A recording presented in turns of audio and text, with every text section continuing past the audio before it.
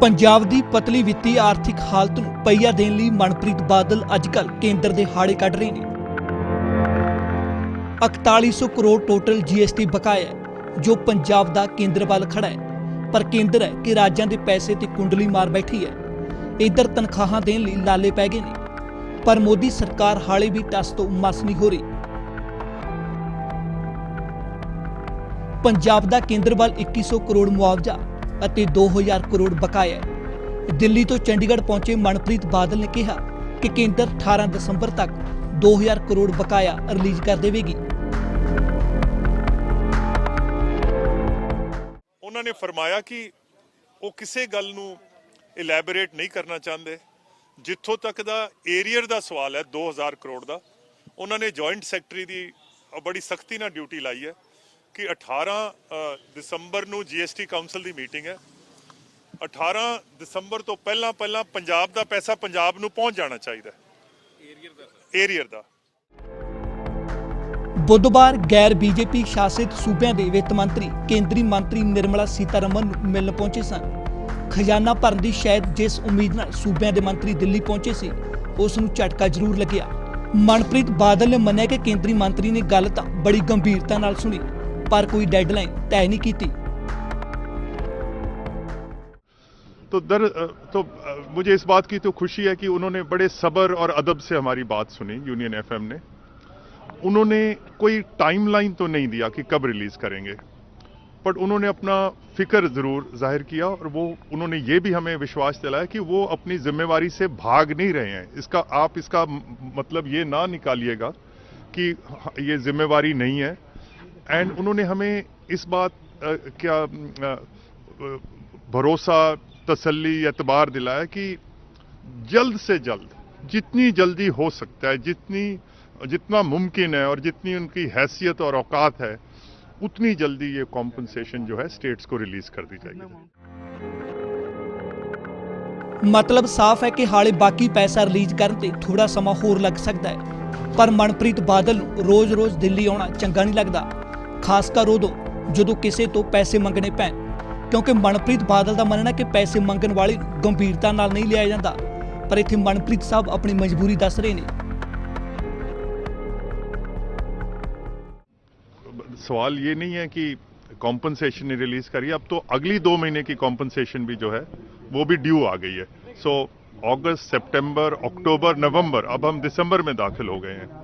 तो हमने उनको अपने जो स्टेट्स की जो मुश्किलात हैं कि हम जेलें बंद नहीं कर सकते, हम अपने अस्पताल बंद नहीं कर सकते, हम अपनी सोशल सिक्योरिटी की जो पेंशन हैं वो बंद नहीं कर सकते, स्कूल और कॉलेज बंद नहीं कर सकते, नहरें बंद नहीं हो सकती।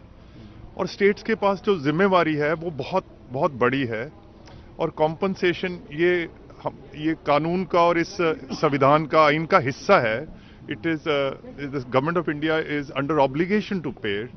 हमें रोज रोज दिल्ली आना अच्छा नहीं लगता। हमने अपनी फाइनेंशियल सॉवरेनिटी जो गवर्नमेंट ऑफ इंडिया के हवाले कर दी है, बट यहाँ आना ये हमारे लिए भी एक किस्म की जिल्लत तो नहीं कहूँगा, बट शर्मिंदगी तो है कि पैसे मांगने आ गए हैं। और जो बंदा पैसे मांगने आता है तो कई बार फिर उसको सीरियसली भी नहीं लिया जाता। ਅਜਿਹਾ ਹੀ ਕੁਝ ਹਾਲ ਦਿੱਲੀ ਦਾ ਵੀ ਹੈ। ਦਿੱਲੀ ਦੇ ਉਪ ਮੁੱਖ ਮੰਤਰੀ ਮਨੀਸ਼ ਸਿਸੋਦੀਆ ਮੁਤਾਬਕ ਕੇਂਦਰ ਨੇ ਉਹਨਾਂ ਦਾ ਕਰੀਬ 3600 ਕਰੋੜ ਰੋਕ ਰੱਖਿਆ ਹੈ। ਦਿੱਲੀ ਦੇ ਉਪ ਮੁੱਖ ਮੰਤਰੀ ਦਾ ਇਲਜ਼ਾਮ ਹੈ ਕਿ ਸਰਕਾਰ ਨੇ GST ਲਾਗੂ ਕਰਨ ਸਮੇਂ ਵੱਡੇ ਸੁਪਨੇ ਵਿਖਾਈ ਸੀ।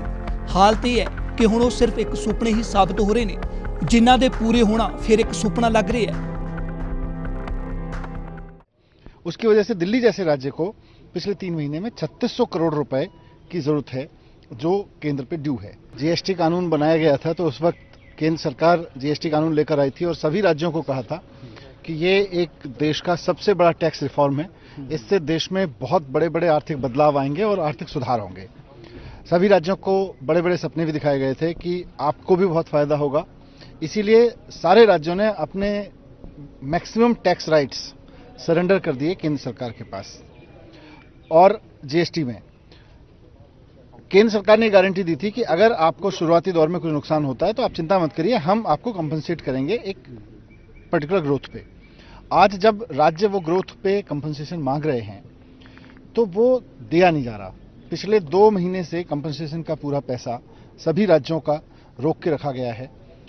किस लिए रोक के रखा गया है, यूनियन फाइनेंस मिनिस्टर ने उस बारे में कोई बात नहीं रखी। हमने पूछा तो उन्होंने कहा हम सही समय आने पर बताएंगे।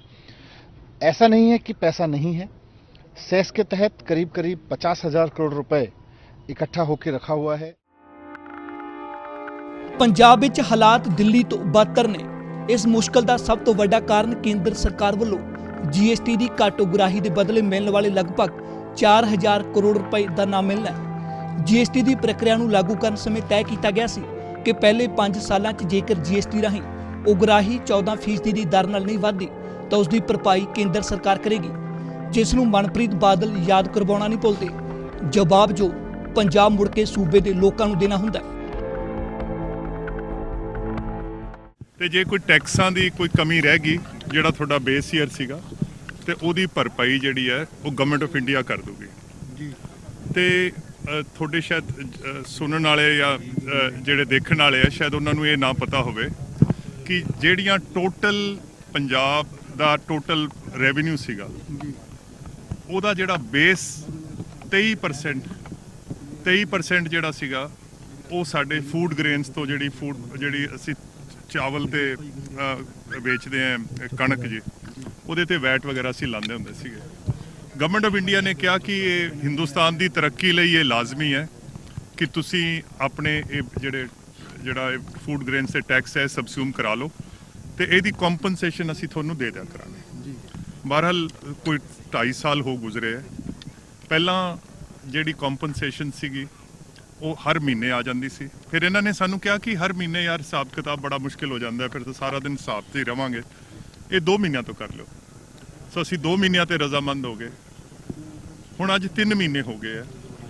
ਪੰਜਾਬ ਦੀ ਟੋਟਲ ਜਿਹੜੀ ਤਕਰੀਬਨ 4100 ਕਰੋੜ ਰੁਪਇਆ ਕੰਪਨਸੇਸ਼ਨ ਤੇ GST ਏਰੀਅਰਸ ਦਾ ਜਿਹੜਾ ਹੈ ਉਹ ਅਸੀਂ ਗਵਰਨਮੈਂਟ ਆਫ ਇੰਡੀਆ ਤੋਂ ਲੈਣਾ ਹੈ।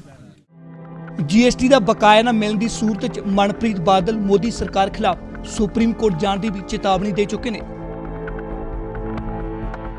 ਸੋ ਅਸੀਂ ਮੰਗਲਵਾਰ ਨੂੰ ਯੂਨੀਅਨ FM ਨੂੰ ਸਾਰੇ ਆਪੋਜੀਸ਼ਨ ਦੇ ਜਿੰਨੇ ਵੀ ਸਟੇਟਸ, ਭਾਵੇਂ ਉਹ ਰਾਜਸਥਾਨ ਹੈ, ਭਾਵੇਂ ਬੰਗਾਲ ਹੈ, ਕੇਰਲ ਹੈ, ਦਿੱਲੀ ਹੈ, ਅਸੀਂ ਉਹਨਾਂ ਤੋਂ ਟਾਈਮ ਲਿਆ ਔਰ ਰਲ ਕੇ ਜਾਂ ਤਾਂ ਉਹ ਸਾਡੇ ਪੈਸੇ ਦੇ ਦੇਣਗੇ ਜਾਂ ਅਸੀਂ ਕੋਈ ਡਿਸਪਿਊਟ ਰੈਜ਼ੋਲੂਸ਼ਨ ਮੈਕੈਨਿਜ਼ਮ ਜਿਹੜਾ ਹੈ ਉਹ ਬਣਾਉਣਾ ਚਾਹਾਂਗੇ, ਵਰਨਾ ਸੁਪਰੀਮ ਕੋਰਟ ਦੇ ਰਸਤੇ ਤਾਂ ਹਰੇਕ ਸਟੇਟ ਵਾਸਤੇ ਖੁੱਲ੍ਹੇ। ਅਸੀਂ ਮੰਗਲਵਾਰ ਨੂੰ ਜਿੰਨੇ ਵੀ ਫਾਈਨੈਂਸ ਮਿਨਿਸਟਰਸ ਹੈ ਇੰਡੀਆ ਦੇ ਔਰ ਖਾਸ ਕਰਕੇ ਆਪੋਜੀਸ਼ਨ ਸਟੇਟਸ ਦੇ, ਅਸੀਂ ਯੂਨੀਅਨ ਫਾਈਨੈਂਸ ਮਿਨਿਸਟਰ ਤੋਂ ਟਾਈਮ ਮੰਗਿਆ ਕਿ ਜਾਂ ਤਾਂ ਤੁਸੀਂ ਸਾਨੂੰ ਕੰਪਨਸੇਸ਼ਨ ਜਿਹੜੀ ਸਾਡੀ ਬਣਦੀ ਹੈ ਉਹ ਦੇ ਦੇਣ, ਵਰਨਾ ਕੋਈ ਡਿਸਪਿਊਟ ਰੈਜ਼ੋਲੂਸ਼ਨ ਮੈਕੈਨਿਜ਼ਮ, ਕੋਈ ਜੇ 2 ਫਰੀਕਾਂ ਦੇ ਵਿੱਚ ਕੋਈ ਵਾਦ ਵਿਵਾਦ ਹੈ ਜਾਂ ਕੋਈ, ਤਾਂ ਉਹਦਾ ਕੋਈ ਤੁਸੀਂ ਸਾਨੂੰ ਤਰੀਕੇਕਾਰ ਦੱਸ ਦਿਓ। ਤੇ ਸੁਪਰੀਮ ਕੋਰਟ ਤਾਂ ਹਮੇਸ਼ਾ ਹਾਜ਼ਰ ਹੈ ਜੇ ਕੋਈ ਸੈਂਟਰ ਤੇ ਸਟੇਟਸ ਦੇ ਵਿੱਚ ਡਿਸਪਿਊਟ ਹੁੰਦਾ ਹੈ। ਸੋ ਇਹ ਮੇਰੇ ਖਦਸ਼ੇ ਹੈ ਜੀ। ਹੁਣ ਦੇ ਸਮੇਂ 'ਚ ਸਭ ਤੋਂ ਵੱਧ ਮਾਰ ਗੈਰ BJP ਰਾਜਾਂ ਨੂੰ ਪੈ ਰਹੀ ਹੈ। ਨਤੀਜਾ ਕਿ ਗੈਰ BJP ਰਾਜਾਂ ਦੇ ਹੀ ਵਿੱਤ ਮੰਤਰੀ ਨਿਰਮਲਾ ਸੀਤਾਰਮਨ ਨੂੰ ਮਿਲੇ। ਹਾਲਾਂਕਿ ਪੰਜਾਬ ਸਰਕਾਰ ਤੇ ਵੀ ਇਲਜ਼ਾਮ ਲੱਗਦਾ ਰਿਹਾ ਕਿ ਸਰਕਾਰ ਅਤੇ ਇਸ ਦੇ ਵਿਭਾਗ ਵੱਖ-ਵੱਖ ਸੂਬਿਆਂ ਤੋਂ ਆਉਣ ਵਾਲੇ ਟੈਕਸ ਅਤੇ ਸੈਸ ਠੀਕ ਤਰ੍ਹਾਂ ਇਕੱਠੇ ਨਹੀਂ ਕਰ ਰਹੇ, ਜਿਸ ਕਾਰਨ ਸੂਬੇ ਨੂੰ ਅਜਿਹੇ ਸੰਕਟ ਦਾ ਸਾਹਮਣਾ ਕਰਨਾ ਪੈ ਰਿਹਾ ਹੈ। ਪੰਜਾਬ 'ਚ ਲਗਭਗ 3.5 ਲੱਖ ਸਰਕਾਰੀ ਕਰਮਚਾਰੀ, 4 ਲੱਖ ਪੈਨਸ਼ਨ ਲੈਣ ਵਾਲੇ ਅਤੇ 1.5 ਲੱਖ ਅਰਧ ਸਰਕਾਰੀ ਕਰਮਚਾਰੀ ਨੇ। ਆਉਣ ਵਾਲੇ ਕੁਝ ਸਾਲਾਂ 'ਚ ਪੈਨਸ਼ਨਰਾਂ ਦੀ ਤਾਦਾਦ 'ਚ ਹੋਰ ਵੀ ਵਾਧਾ ਹੋਵੇਗਾ, ਭਾਵੇਂ ਕਿ 2004 ਤੋਂ ਬਾਅਦ ਭਰਤੀ ਕੀਤੇ ਗਏ ਮੁਲਾਜ਼ਮਾਂ ਨੂੰ ਕੋਈ ਪੈਨਸ਼ਨ ਨਹੀਂ ਦਿੱਤੀ ਜਾਣੀ। ਇਸ ਤਰ੍ਹਾਂ ਸਰਕਾਰ ਦਾ ਤਨਖਾਹ ਤੇ ਪੈਨਸ਼ਨਾਂ ਦਾ ਬਿੱਲ ਕੁਝ ਸਾਲਾਂ ਤੱਕ ਹੋਰ ਵੱਧ ਜਾਣਾ ਹੈ, ਜਿਸ ਦੀ ਅਦਾਇਗੀ ਕਰਨ ਲਈ ਹੁਣ ਤੋਂ ਸੁਚੱਜੀ ਰਣਨੀਤੀ ਚਾਹੀਦੀ ਹੋਣੀ ਹੈ।